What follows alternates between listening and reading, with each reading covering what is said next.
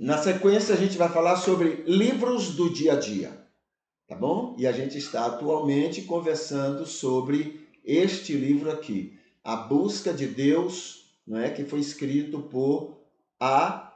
W. Tozer, tá bom? A gente já conversou aqui sobre o livro em si, já conversamos sobre o resumo do livro, já conversamos sobre o autor e o contexto do livro, já conversamos aqui sobre algumas considerações. Estamos na 16ª. Cadê? Pronto. A busca de Deus deve levar a uma transformação pessoal e à conformidade com a vontade de Deus, né? Essa não é uma obra porque a gente busca a Deus. A gente conversou sobre isso na vez passada. Essa mudança que ocorre conosco é um milagre, é um dos muitos milagres que o Espírito Santo, ele é quem opera em nós, tá? E essa questão de buscar a Deus, a gente viu também. Ninguém busca a Deus. O pouquíssimo que a gente diz buscar é muito pouco para ser considerado buscar a Deus. É por isso que a Bíblia diz: não há ninguém que busque a Deus. Ninguém. Nem um escritor, né? E nem ninguém que queira seguir as orientações dele. Muitas vezes, não poucas, viu? Muitas vezes, quem sai em busca de essa coisa de buscar, né? De buscar a Deus, muitas vezes termina se tornando pessoas arrogantes, pessoas envaidecidas, pessoas que se sentem mais espirituais do que os outros, e isso termina mostrando que elas estão abaixo dos outros. Porque quanto mais você é, menos você pensa que é. E isso faz você estar acima dos demais. Olha que coisa interessante, né? Quanto mais você acha que você é, menos você é. Entendeu? Agora, quanto mais você acha que você é menos, mais você é. Tá bom? Então, na vida espiritual é assim. Isso tem a ver com maturidade. Quanto mais maduros nós estamos, mais a gente descobre que está despreparado. Quanto menos maduros estamos, mais achamos que já sabemos tudo e que a gente é capaz de tudo.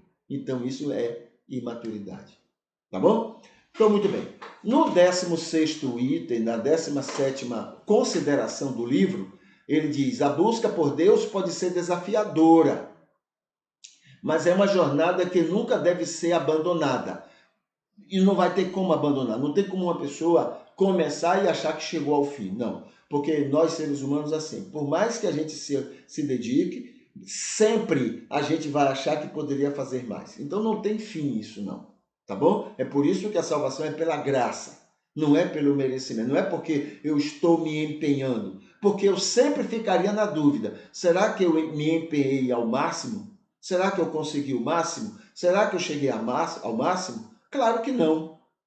Claro que não. Então eu vou ficar sempre achando que eu não mereço, que eu não sou digno, porque eu não cheguei a esse máximo. Agora, se eu confio que Deus opera em mim isto, então agora eu vou descansar não em minha religiosidade, mas na graça, na misericórdia de Deus. E ela não falha. Eu falho, mas a graça não falha. Então eu vou me segurar em algo que é seguro e não em algo que é falho, que seria a minha religiosidade. Tá bom? Então, essa busca por Deus, ela é desafiadora. É mesmo. E não leva a nada. Tá? E não leva a lugar nenhum. Pelo contrário, pode levar muitas vezes a arrogância, ao fanatismo. E isso é negativo. Tá? 18. A busca por Deus deve ser acompanhada de ação. Olha aí a questão de obras, tá? Você termina confiando no que você faz. E aí é que está a falha, porque você nunca vai fazer o suficiente para que você mesmo fique tranquilo, não é, de que fez o máximo que podia, né? Acompanhado de ações e não apenas de reflexão e contemplação.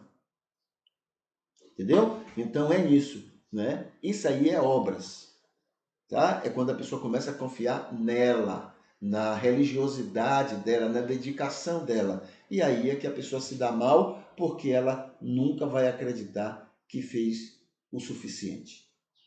19. A busca por Deus requer uma abertura para o mistério e a complexidade de Deus.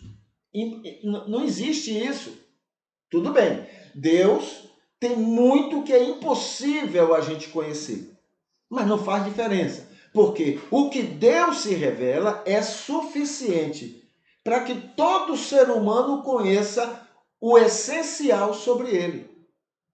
A revelação de Deus faz qualquer ser humano conhecer o suficiente.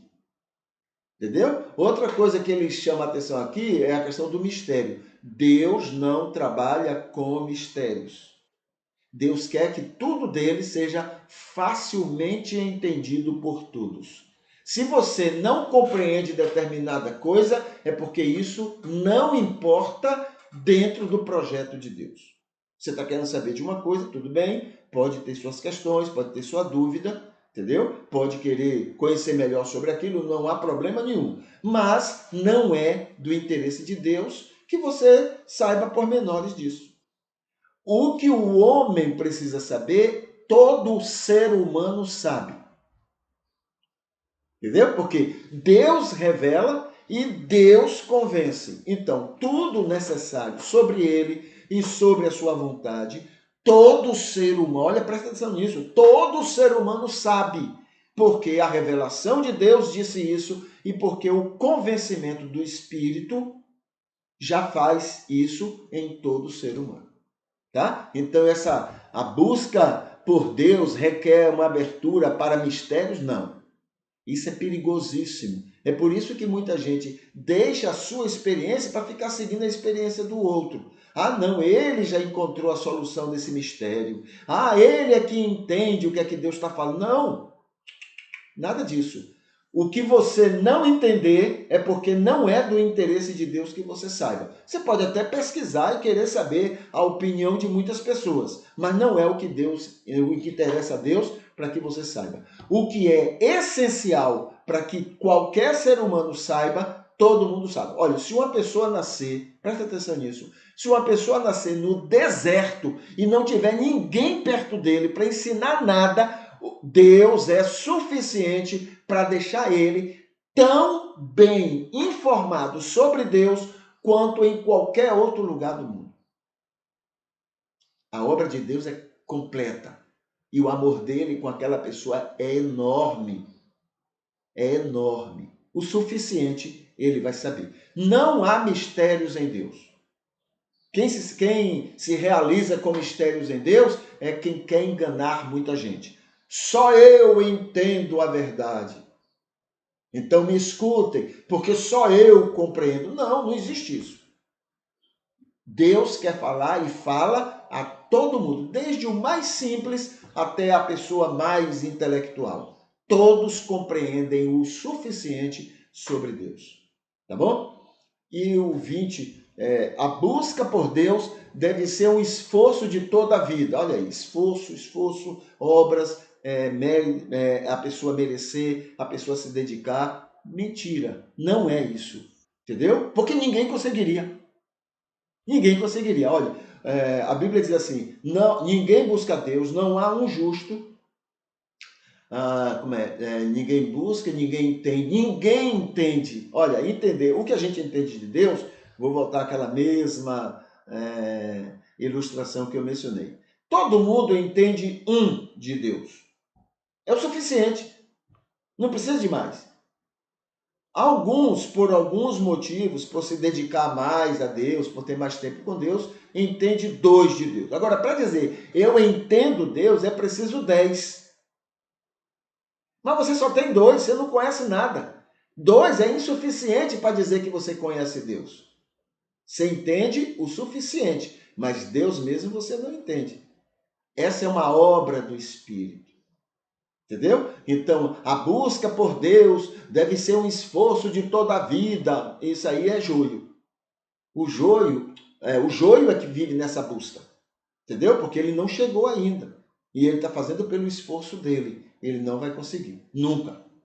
É preciso que o Espírito o ajude. Nesse momento, ele vai passar a entender completamente a Deus. Aqui diz assim, e não apenas uma fase temporária na jornada espiritual. Isso é pura obras, né? Isso aí é salvação pelas obras, isso aí não tem nada a ver com a salvação real que Deus oferece ao ser humano. Se fosse por isso aí, ninguém buscava Deus, né? Como realmente não, por si só ninguém busca, e ninguém seria salvo, porque ninguém seria digno. Porque aí não é esperar que o Espírito faça, mas é a própria pessoa querendo fazer. Tá bom? Apoios relevantes a esse livro, né?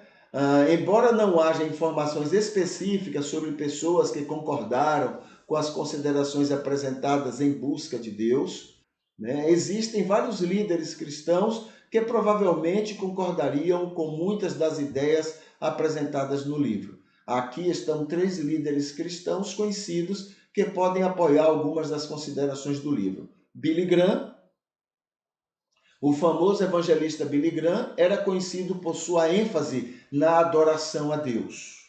Tá? Olhem, vou voltar a falar sobre adoração. Deus não anda atrás de bajulação. Deus não precisa de dengação. Deus não precisa de trocas.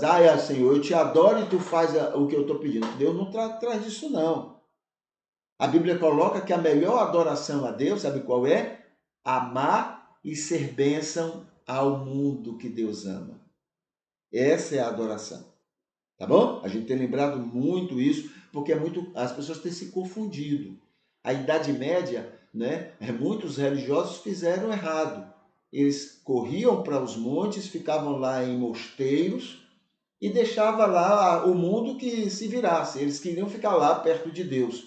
Isso não é a vontade de Deus. A vontade de Deus é que a gente seja luz e sal no meio do mundo.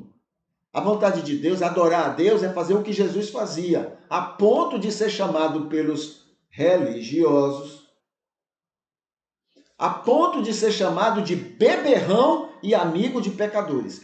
Esta é a adoração a Deus. Deus não quer bajulação. Senhor, meu Deus. Eu estou lembrado muito aqui o exemplo de muitos dos presidentes americanos. No domingo é cultuando e na segunda-feira, terça, quarta, quinta e sexta e sábado é planejando como matar, como fazer mais armas, como mandar mais dinheiro para que mais pessoas morram. Isso não é adoração. Entendeu? Domingo jogou fora. Não, eu cultuei domingo, hoje eu posso matar pessoas. Não. Adoração é ser bênção para as pessoas. É ser instrumento de paz, de alegria para as pessoas. E não essa palhaçada. Adora, bajula a Deus. Meu Deus, como tu és maravilhoso. Mas na segunda-feira maltrata, fala mal dos outros, prejudica os outros, vai atrás do mal. Isso não é adoração. Isso é coisa do cão. Certo? Então, essa adoração é aí que está o grande perigo. Ficar no monte não é o interesse de Jesus. O interesse de Jesus é descer do monte e ir lá cuidar do povo lá embaixo. Essa é a adoração a Deus, e não o Monte da Transfiguração. O outro é Davi Willard. O falecido Dallas Willard foi um filósofo e escritor cristão que escreveu, né, extensivamente sobre busca espiritual e a vida cristã. O outro é Richard Foster. O autor, o pastor Richard Foster, é conhecido por seus livros sobre a vida espiritual, tá? O outro que pode favorecer. Crítica relevante. Também não há especificamente alguém, mas Bart Ehrman, o renomado estudioso do Novo Testamento, Bart Ehrman, é conhecido por suas críticas à ortodoxia cristã e à autoridade da Bíblia. É possível que ele discordasse das ideias de Tozer. Richard Dawkins, o famoso ateísta e biólogo, é conhecido por suas críticas ao teísmo e à religião em geral. É possível que ele discordasse da ênfase de Tozer. Sam Harris, o filósofo e neurocientista, é conhecido por suas críticas à religião e à fé. É possível. Esse tipo de religião que Tozer ensina realmente é passiva de muita crítica mesmo. Aliás, foi o que fizemos aqui toda vez que estamos estudando, não é, esse livro, tá? É passivo, porque é uma religião humana, é eu fazendo, é eu merecendo. E isso não é a verdade, porque nós somos incapazes por nós mesmos de sermos agradáveis a Deus. É o que a Bíblia diz, tá? E ele esquece disso. Considerações para o nosso dia a dia, com base nas ideias, né? Cultivar uma vida de oração. A gente pode aproveitar isso. A oração não é só fechar os olhos, a oração é viver em comunhão com Deus. Buscar a humildade, não é? Não é buscar a humildade. A humildade ela é resultado de uma vida. Olha, quanto mais perto de Jesus, mais humilde você é. Quanto mais perto de Jesus, menos arrogante e vaidoso você é. Então, o segredo não é buscar a humildade. O segredo é ficar cada vez mais perto de Jesus. Aí, não só a questão da humildade, mas outras características vão aflorar na vida de uma pessoa. Praticar a gratidão também é consequência de estar mais perto de Jesus. É por isso que você vê muito mais gente, não é muito mais gente, mas você vai ver muita gente que é grata, vive uma vida de gratidão, mesmo que aos nossos olhos elas não estejam perto de Jesus. A gente julga demais, né? Ou é do jeito que a gente pensa ou não é. E aqui tem então uma palavra também sobre Jesus, né? O que é que no ensino de Jesus, o que é que a gente pode aproveitar para estudar, para conhecer melhor esse livro, tá bom? Muito bem. A gente fica por aqui. Deixa eu colocar aqui o nosso sinalzinho, tá aqui, a gente encerra, a gente fica e torcendo a Deus que amanhã seja um dia, que hoje seja um dia abençoador para você e os que convivem com você, e amanhã a gente, com fé em Deus, está de volta para juntos refletirmos, glorificarmos a Deus e conhecermos mais sobre a sua revelação, tá bom? Então, até mais, Deus continue abençoando e usando você.